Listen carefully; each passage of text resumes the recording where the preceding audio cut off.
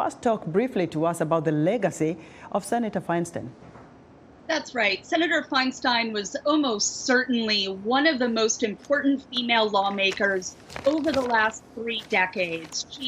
Her influence cannot be underestimated. As you mentioned, she served as the chairperson of the very important Senate Intelligence Committee. She co-authored that key legislation banning assault weapons. She was a voice in the US Senate, influential across multiple areas, and she was an inspiration to female lawmakers, as former Speaker of the House Nancy Pelosi said when she remembered her this morning.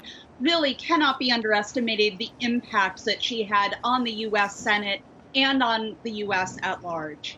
Katherine, shifting gears here, now the federal government is just 2 days from being shut down. We don't know if it's going to happen, but if it does happen, what does the shutting down of the federal government really mean, especially when you look at all the federal employees and federal contractors?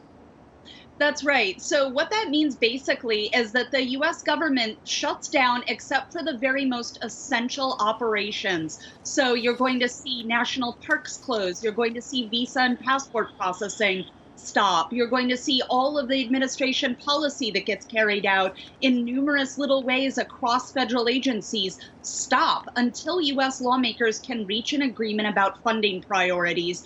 And right now, that really looks like that is not going to be happening. This has happened in the past before. The US government has shut down, sometimes for as little as a day, sometimes for more than a month.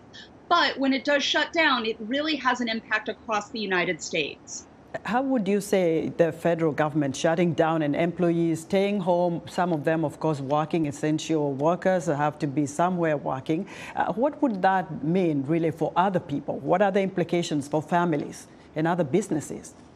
Right. Well, I mean, the US government and US government employees make up a large part of the US workforce. They obviously are not going to get paid, so they can't go grocery shopping, they can't pay their bills. That's an impact on the US economy. They're going to be cutting back on spending just because of the uncertainty of not knowing when they're going to be paid next. So just that broad uncertainty of never knowing. And remember, even if lawmakers do reach a deal and an agreement for a short-term spending bill, that is only for 30 days. That runs out right before the holidays happen here in the United States. That's just more uncertainty to deal with for those federal employees.